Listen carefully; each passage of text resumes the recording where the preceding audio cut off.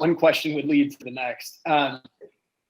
You mentioned higher ed challenges and the exportability for higher ed in the US. And since you mentioned that, I wanted to go back and hit on it, because on its face, a lot of brands, certainly in the higher ed space, domestically in the US, that in theory should be exportable. And now that the tech and seemingly the students are into the modality that would allow that, there would be potential for that. Do you think that's something that just hasn't happened yet, or is there something endemic that is going to make that a challenge going forward, and it might be slower than maybe some of us would be? I actually, no, I mean, my specific comment was on content. So, publishing content, just it being so, it being so typically tied to whether it's standards, or I think actually higher ed is less tied. It's K-12 that's really tied.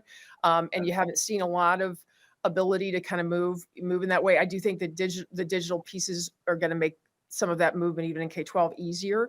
I do think that there has been, there's been a pretty fascinating export through the Coursera's and the edX's and the Eruditus's and of the world of higher ed brands across borders. And I think you're going to see that continue. I also think it's getting really competitive, which is going to be fascinating.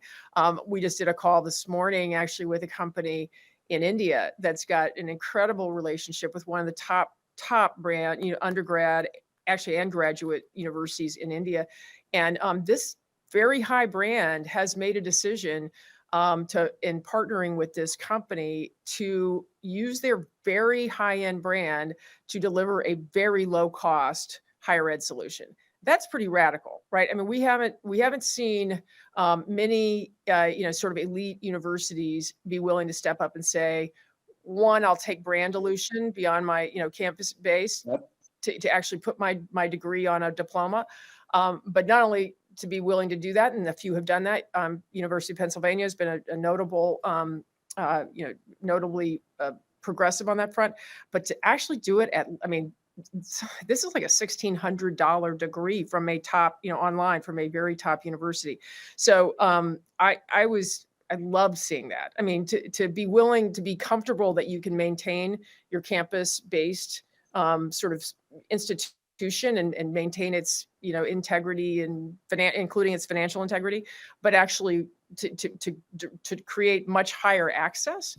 And in India, the supply demand imbalance between folks who would like to get a college degree, who are in tier 3, 4, and 5 cities, and the availability of universities to provide those top degrees is, the imbalance is kind of incomprehensible, actually. And so, I think it's fascinating. And and people forget that, people always get hung up in higher ed on the university stuff.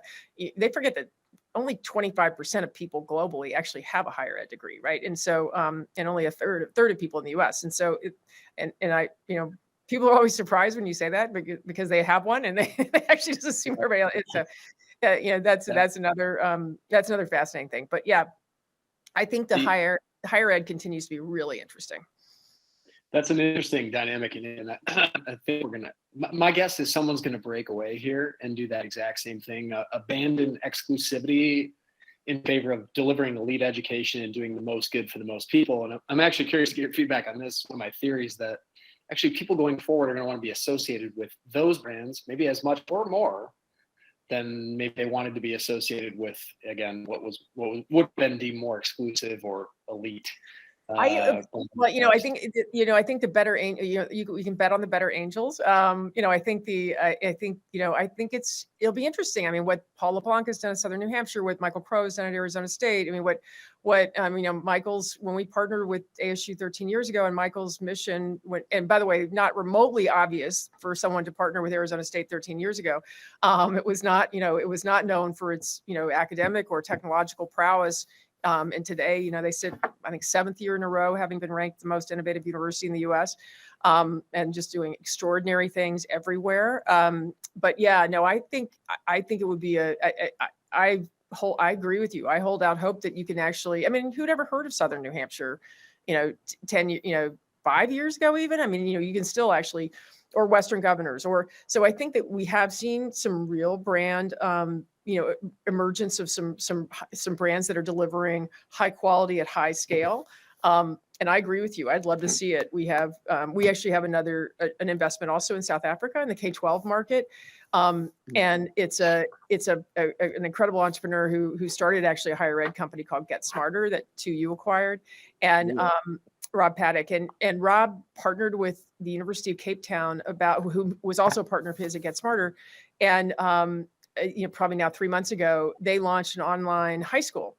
And wildly disruptive from a price perspective. So, a full year of high school, $1,600, online, very high service, all the great, bells and whistles that they provided in their higher ed business around sort of every student having their own pastoral care person, their own, so separating out the functions of a teacher so that teachers do what teachers do best, which is teach, and people take care of the other things. But UCT did it because they needed. UCT is very full on it. They don't need more students being brought into the UCT system. It's not like they have tons of capacity, but they wanted to increase impact, and they wanted to deliver a great service into the high school market in South Africa.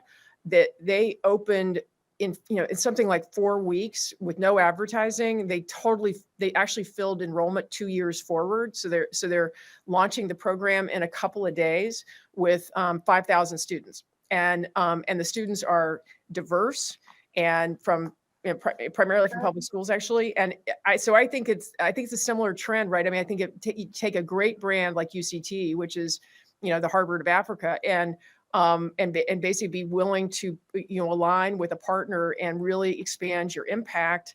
Also having and then a corporation stepped in and gave over $100 million worth of philanthropic support to provide scholarship. It's just fascinating.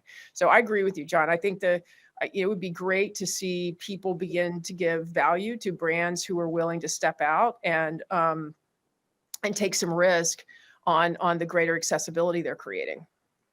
Yeah, there's magic going on at those campuses that I think can be uncorked for the world to benefit from. The brick and mortar limitations will always exist, but I think now we can do more with some of the special things in terms of instruction and insights that those campuses have had for decades and decades.